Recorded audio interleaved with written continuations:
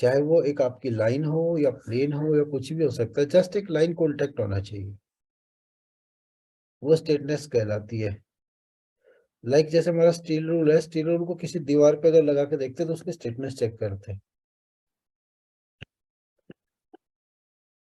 Type of straightness, type of straightness actually has two very different function in GD&T, depend on how it is called out. Straightness drawing में GD&T में दो तरह से call किया जाता है। वो किस तरह कॉल किया गया डिपेंड उस पर करेगा, दो फंक्शन के लिए होता है। पहला फंक्शन होता है सरफेस स्ट्रेटनेस। सरफेस स्ट्रेटनेस क्या होता है? It is normal form of a surface straightness. ये एक सामान्य फॉर्म की स्ट्रेटनेस होती है सरफेस की। is a tolerance that control the form of a line somewhere what on the surface or the features। इसका मतलब क्या है कि ये जो सिंबल इस तरह का अगर कहीं पे डिफाइन किया गया है, लाइक जैसे स्ट्रेटनेस और उसकी वैल्यूज, इसका मतलब क्या है कि ये अपने आप में कितना सीधा है। ये एक सरफेस का स्ट्रेटनेस है। सेकंड आता है एक्सिस का। अब ये एक तो सरफेस भी आउटर सरफेस पे डिफाइन किया है, यहाँ पे डायमीटर से कोई लिंक नहीं है। सेकंड वाला जो होता है एक्सिस स्ट्रेटनेस। एक्सिस स्ट्रेटनेस क्या होता है? Straightness is tolerance that control how much curve is allowed in the part axis. ये एक साइड का कंसीडर किया जाएगा, ये दोनों साइड का एक सेंटर एक्सिस कंसीडर की जाएगी। ये मिडल लाइन लाएगा आपका, derived middle line straightness. Middle line straightness means ये आपका एक सिलेंडर है, उसका यहाँ पे लाइन टच किया, यहाँ पे लाइन टच किया और इसका सेंटर पॉइंट निकाला, इसका सेंटर पॉइंट निकाला तो सेंटर लाइन बन गई है। जो सेंटर लाइन बनी है वो आपकी स्ट्रेटनेस कहलाएगी।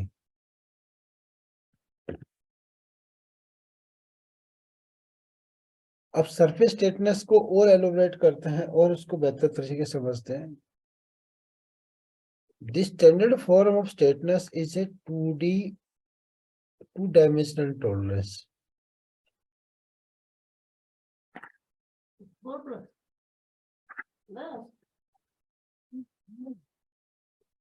The standard form of straightness is a 2D dimensional tolerance that is used to ensure that a part is uniform across a surface or a features like this।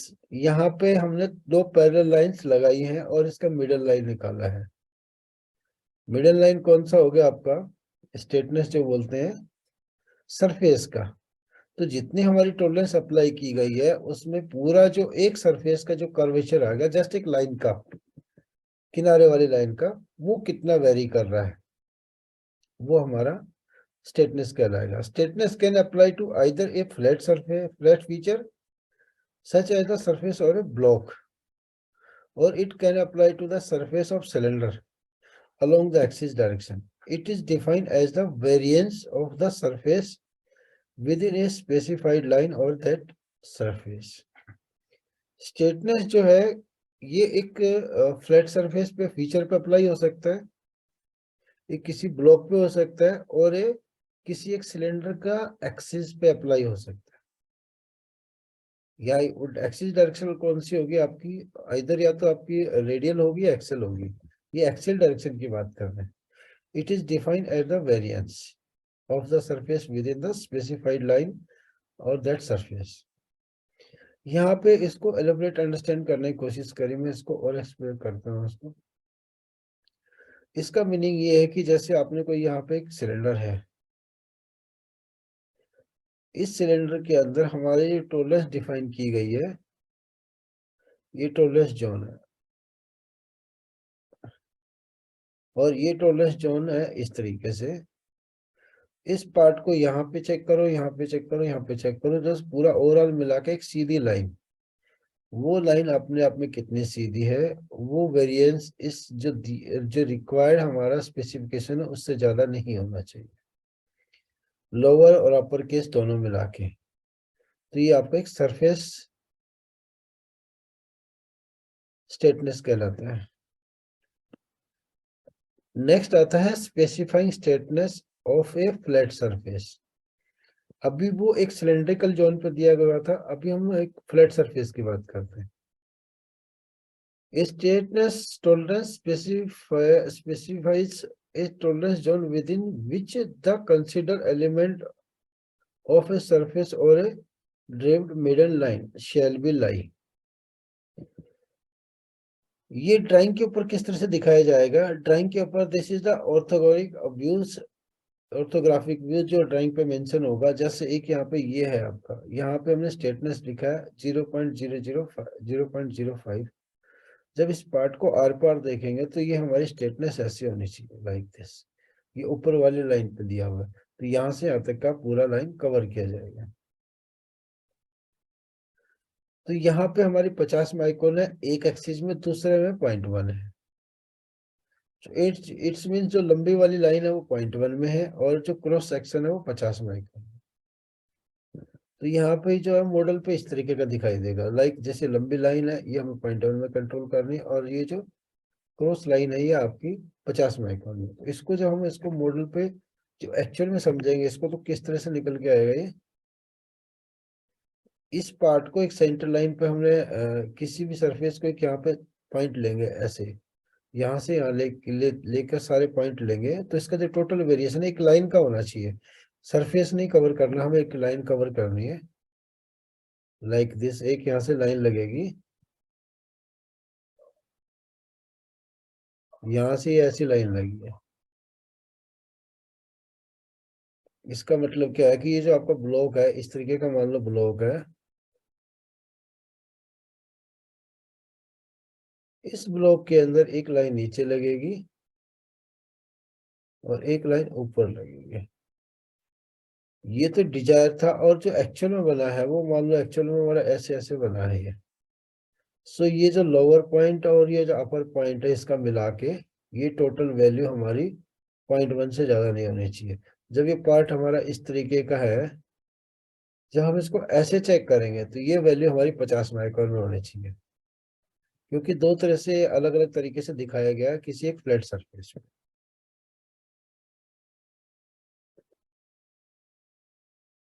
अभी next चलते हैं, एक ये specifying straightness of a surface element, किसी surface के element पर।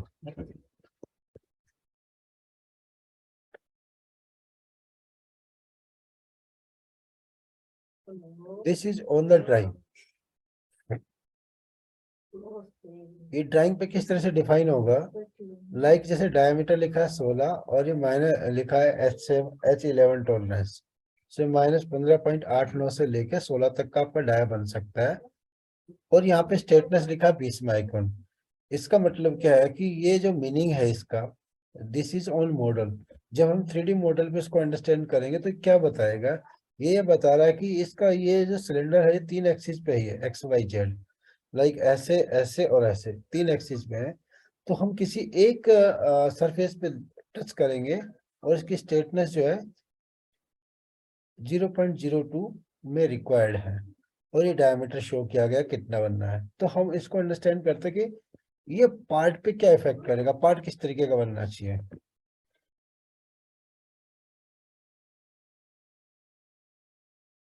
Part इस तरीके का है,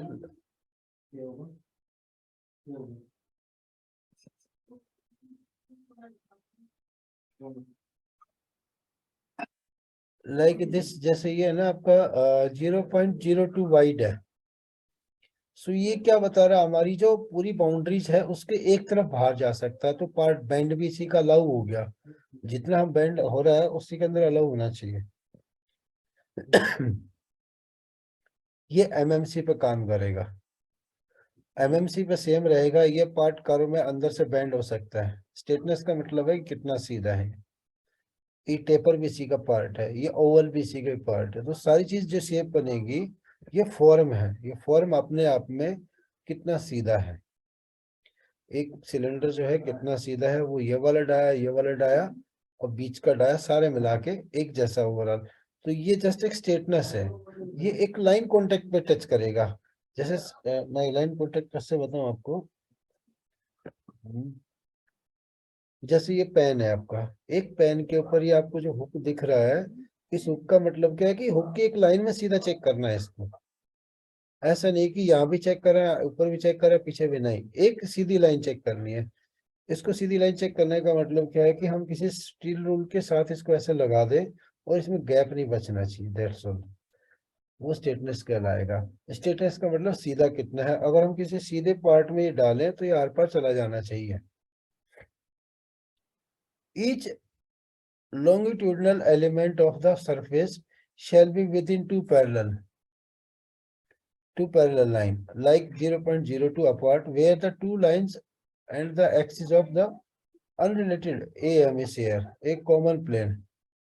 The feature shall be within the specified limit of size and boundaries of perfect form at MMCs. Note, इसका मतलब क्या है यहाँ पे, वेस्टिंग बी और सी बैरल और surface throw within the straightness tolerance shall not be exceed the limit of size of the feature. ये सारा मिलाने के बाद ये आपका ओवल बनता है या हमारा अंडर बनता है, सारा एमएमसी मिलाने के बाद ये साइज ऑफ टॉलरेंस से ज्यादा नहीं जाना चाहिए। Limit of size of feature, feature के जो साइज दिया हुआ है, सपोज करो मैक्सिमम 16 है तो 16 से ऊपर नहीं जाना चाहिए। उसके अंदर बैंड बैंड मिला के सब कुछ आ गया 16 का, मतलब इनवेलप के अंदर चला जाएगा। इसका मतलब ये स्टेटनेस का और एक एग्जांपल समझते हैं। Specify स्टेटनेस RFS. आरएफएस का मतलब होता है कि रिगार्डलेस ऑफ फीचर साइज। यहाँ पे वहां पे तो एमएमसी कंसिडर किया था, इससे पहले में एमएमसी दिया हुआ था क्योंकि यहाँ पे टॉलरेंस जोन दिया हुआ है, तो एमएमसी कंसिडर किया था एलिमेंट के लिए। बट यहाँ पे क्या है कि RFS regardless of feature size, यहाँ पे साइज से मतलब नहीं है, एक सीधा होना चाहिए जस्ट लाइक स्टेटनेस। तो हमारा जो साइज है वो आउटर बाउंड्रीज हमारे 0.04 किस लिए मिलाया कि ये हमारी जो 40 माइक्रोन जो डायमेट्रिकली है, इसमें जो पहले वाले में डायमेट्रिकली टॉलरेंस नहीं दी हुई है, बट इसमें डायमेट्रिकली टॉलरेंस दी गई है।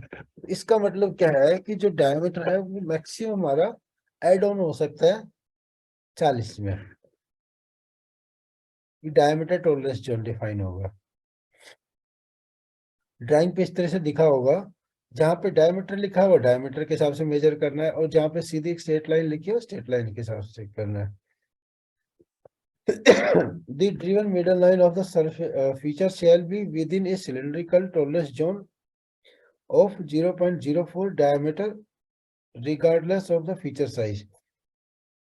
यहाँ पे हमारी सेंटर लाइन ड्राइव कर रही है, इसकी जो सेंटर लाइन आएगी वो हमारी 40 माइक्रोन से अबव नहीं होनी चाहिए। इधर का एंड का मतलब इधर का डाया चेक करो, इधर का डाया चेक करो, बीच का डाया चेक करो, उसकी एक लाइन बनाएंगे। तो जब लाइन बनने के बाद लाइन 40 माइक्रोन से ज्यादा नहीं होनी चाहिए, उसका 40 माइक्रोन का जब सर्किल बनाएंगे उसी के अंदर उसका सेंटर लाई करना चाहिए।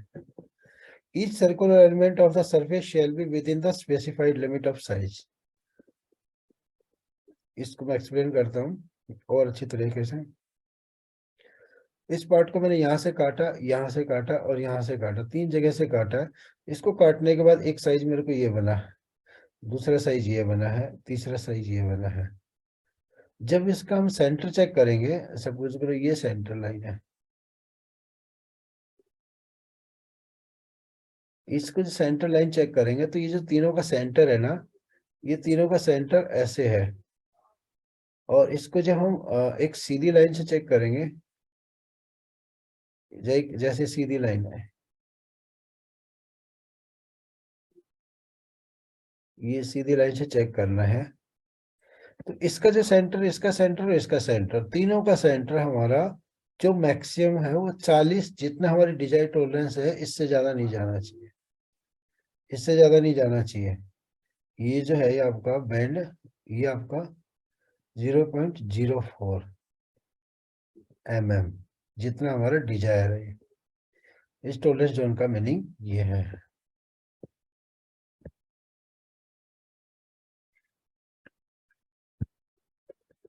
Specify straightness at MMC. MMC पे क्या फर्क पड़ता है इसका, एमएमसी पे ये फर्क पड़ता है कि ये तीन कंडीशन है। एक ये हमारी this is the orthographic view. Same view वही है, इसको हम और एक्सप्लेन करने की जो कोशिश करते हैं। दिस ऑन ऑर्थोग्राफिक व्यूज 16 और 15.8 लो, और ये बेसिक साइज इसका दिया 16H11। बट यहाँ पे हमने एम लिखाया है, एम का मतलब एमएमसी में। एमएमसी में जो आते हैं तो इसकी बाउंड्रीज चेंज हो जाती है लाइक दिस। सो हमारा जो इसका जो पिन का साइज है, ये पिन का साइज 16 है, तो हमारे पास जो बाउंड्रीज मिलेगी वो 40 माइक्रोन की और एक्स्ट्रा बाउंड्रीज मिलेगी, जिसके अंदर ये हमारा पिन फिट होना है। तो वर्चुअल इसको जब चेक करेंगे हम इसकी, तो इसकी जो सेंटर लाइन है, यहाँ का डायमीटर, यहाँ का पूरा डायमीटर चेक करेंगे। अगर 16 बनता है देन हमें 40 माइक्रोन का अलाउंस मिलेगा जर्नल में। इसका साइज जैसे कम होता चला जाएगा तो हमारा अलाउंस बढ़ता चला जाएगा। यहाँ पे 50 हो गया, एक एक माइक्रोन बढ़ता चला जाएगा, 60 हो जाएगा, लास्ट में जाकर 0.15 हो जाएगा। क्योंकि एक तो डायमीटर 8.11 कम हो गया, उसके बाद 40 ये हो गया, तो 0.15 का हमें टोटल बैंड मिलेगा। जैसे एमएमसी जहाँ पे लगेगा वहां पे होल का पिन का साइज कम कर सकते हैं, और जैसे पिन का साइज कम होगा तो हमें उसमें होल के लिए और अलाउंस मिल जाएगा। तो यहाँ पे कंडीशन कौन सी है? कंडीशन ए और B and C. Condition A क्या है कि the maximum diameter of the pin with perfect form is shown in a simulated boundaries with the 16.04 diameter whole.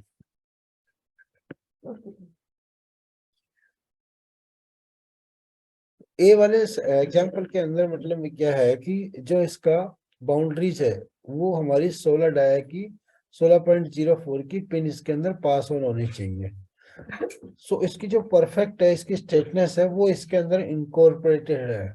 इसको आपको अलग से कोई टॉलरेंस नहीं मिलेगी जब हम इसको as a maximum diameter of pin करते हैं। जैसे पिन का डायमीटर कम होगा, सेकंड वाले में बी केस में, with the pin at maximum diameter 16 the simulator boundaries will the accept the pin with अब 0.04 वेरिएशन इन स्ट्रेटनेस। यहाँ पे हमें गैप जो मिला था वो इससे फिल हो गया जैसे पिन बैंड हुई, और जैसे हमारा साइज और लोअर की तरफ बना, with the pin at minimum diameter 15.89 the simulated boundary will with accept the pin with the 0.15 variation in straightness. तो जैसे जैसे पिन का साइज कम होगा तो हमारा होल का साइज तो वही है, पिन जितनी बैंड होगी उसके अंदर घुस सकती है, क्योंकि पतली होने के बाद घुस जाएगी।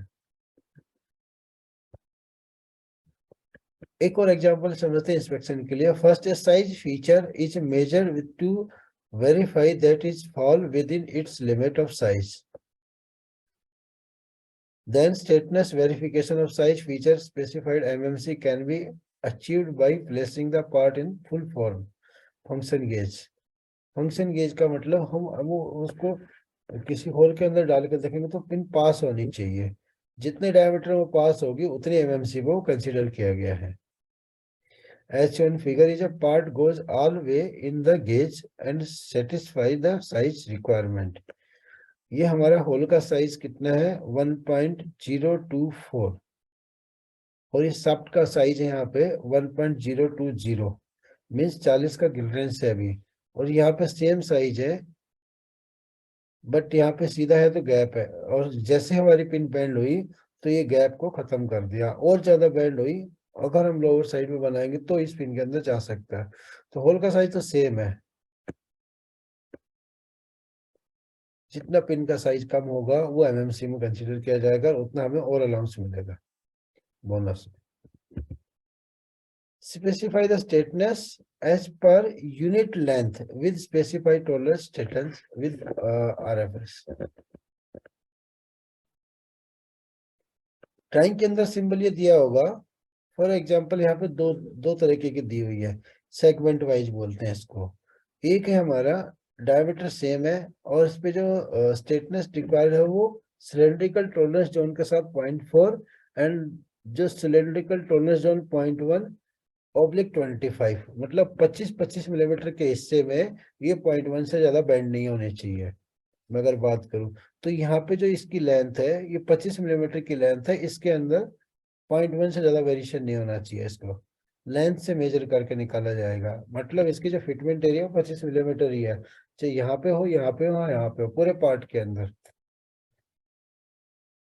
तो जैसे पिन की लंबाई 100 मिलीमीटर है, तो 25-25 के 4 हिस्से कर लो, या कहीं भी हम 25 मिलीमीटर में, ये 0.1 से ज्यादा फॉल नहीं करना चाहिए सारा ओवरऑल मिला के। इसका मीनिंग ये है। सो ये था हमारा आज का